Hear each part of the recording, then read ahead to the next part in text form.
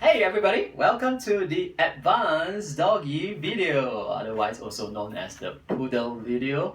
And in this video, I will also teach you how to make the poodle-pop tail. Oh, what's a poodle-pop tail? It looks like this. Ta-da! So I'm going to teach you how to do this special detail that you can add on your little doggy. Alright, here we go. So let's start with the poodle. This balloon has about a 7-inch uninflated tail. Alright, so now we are going to add a lot of details on this balloon. So we can start with the doggy's head first. So I measure out about a 2-inch bubble, and I'm going to make a chain of, let me see, about 1 inch and 1 inch, maybe slightly bigger than 1 inch bubbles. So I'm going to make 3 bubbles. This is going to form the poodle's head. So the poodle's going to have a bit like a hat. So I form 3 bubbles. And I'll do a lock twist. So there's 3 bubbles here, and I've got the head. Now that looks a lot like a poodle, doesn't it? Yes. Now, so at this point, you can just leave it like this, which is fine. Or if you want to, you can tuck this. You take the head and you put it right through.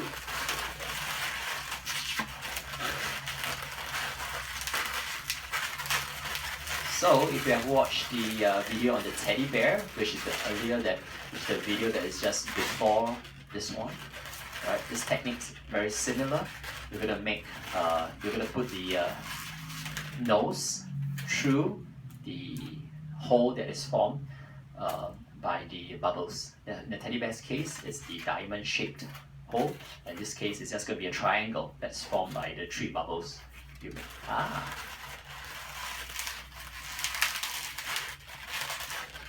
Okay, so cute. So that's the poodle's head. Okay, so I'm gonna measure a small neck.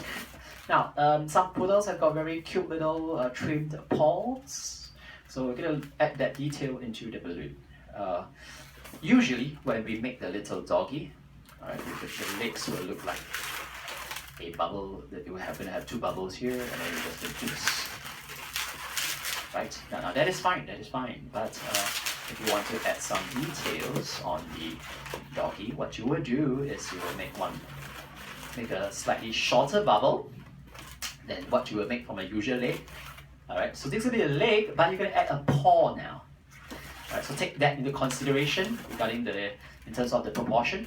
So, you see that? We've got the neck here, we got the leg here, and the paw. So this paw is going to belong to this leg. So I'm going to need another set of paw and leg. We're not going to make the leg first. We have to make the paw first. So this is the front legs.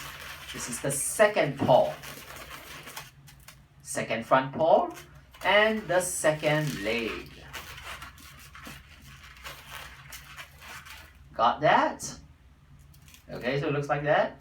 Okay, the leg, the paw, and then the leg. Now you will do the lock twist.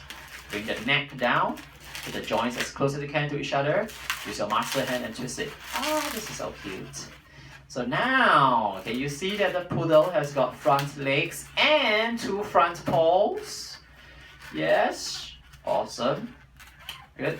So now I'm going to proceed to make the body as well as the set of hind legs. That also includes the paw. So here's the first paw. Another one, another paw. And finally, 1 more leg. Alright, once again, bring the 2 legs together as close as you can. Hold it with your non-master hand, and then using your master hand, you will just lock it in, lock twist. Ta-da! You're done.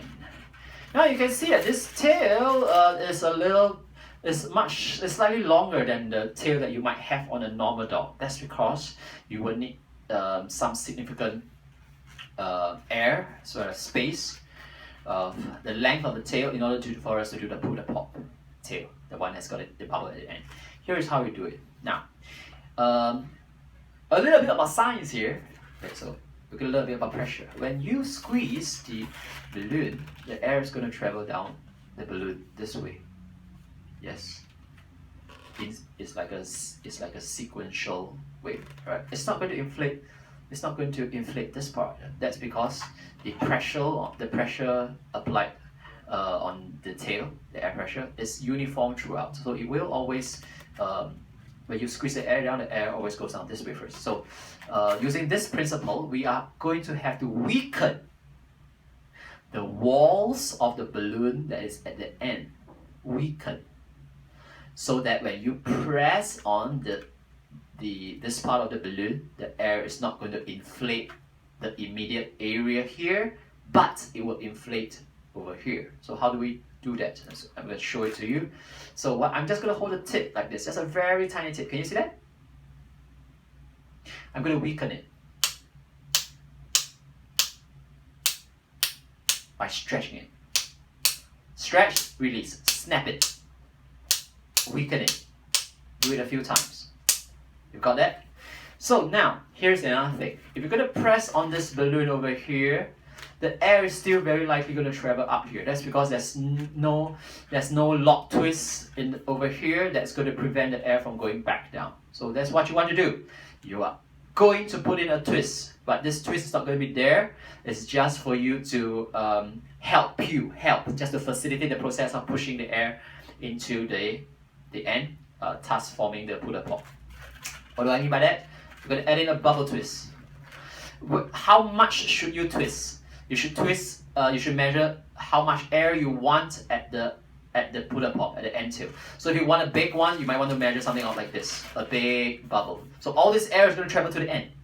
But is that what you want? Alright, so you're likely not to want too much air at the end. It's not going to look very cute. So for me, maybe I'm just going to measure a 2-inch or about 2-inch sized bubble.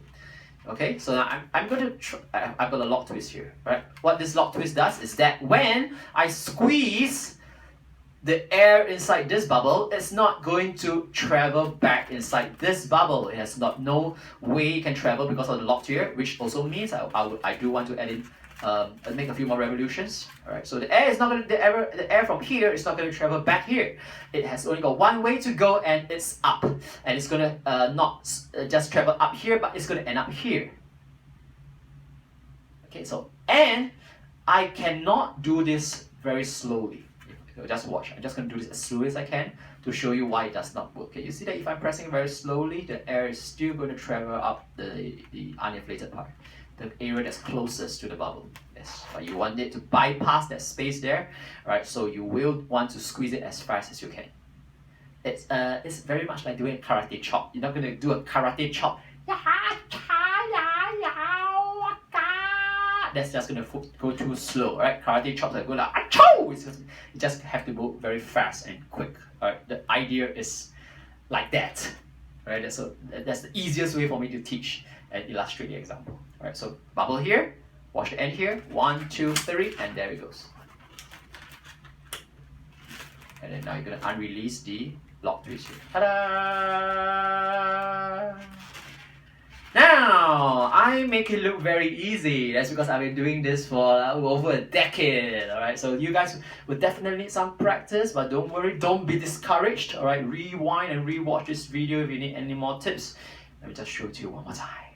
So press the air down. Measure out the size of the bubble you want. Before you do that, do not forget to weaken this part. Got it? Snap and release. Measure out the bubble that you want to push. Form the bubble twist here. Remember the analogy about the karate chop. Achoo! Karate chop. So I'm going to squeeze all the air up here. Then you go achoo! And the air is going to travel up here. You're going to release the lock over here. Alright, the lock twist, the bubble twist will unravel itself. And there you have it. That's the puller tail. Alright, whoa, that wasn't so easy, huh? So make sure you practice, and then in the next video, I'm going to show you how to combine balloons and make even more elaborate designs. We're going to learn how to make the basic flower. I'm sure a lot of girls will like that. So I will see you at the next video, and ta-da!